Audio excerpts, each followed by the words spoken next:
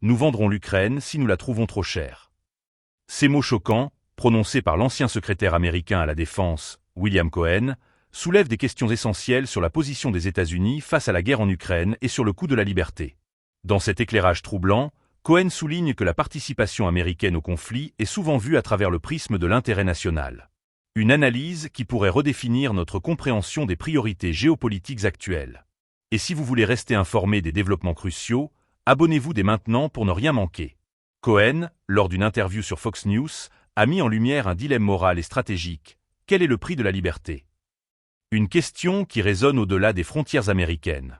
Il évoque les sacrifices consentis par les Alliés pendant la Seconde Guerre mondiale, questionnant si les décideurs contemporains mesurent réellement le coût de leur engagement.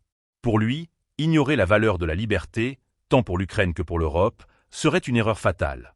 Si nous considérons que le soutien à l'Ukraine est trop coûteux, nous risquons de sacrifier ceux qui luttent pour leur souveraineté, a-t-il averti. Cohen met en garde contre la tendance à céder aux pressions économiques au détriment des valeurs démocratiques. Il souligne que Vladimir Poutine n'a pas l'intention de s'arrêter en Ukraine, mais aspire à restaurer un empire soviétique sous prétexte de défendre des intérêts russes. La déclaration de Cohen n'est pas qu'une simple provocation. Elle reflète une réalité inquiétante. Les États-Unis, traditionnellement perçus comme les défenseurs de la démocratie, pourraient envisager de délaisser un allié en difficulté si cela devient trop coûteux. Cela soulève des questions sur l'engagement de l'Occident envers les principes démocratiques face à des régimes autoritaires. Cet échange met également en lumière la complexité des relations internationales dans un contexte de guerre prolongée.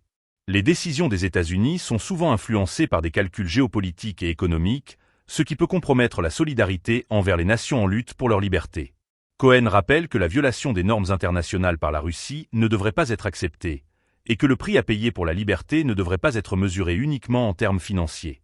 La communauté internationale est désormais face à un choix crucial: défendre les valeurs démocratiques ou céder aux intérêts économiques à court terme.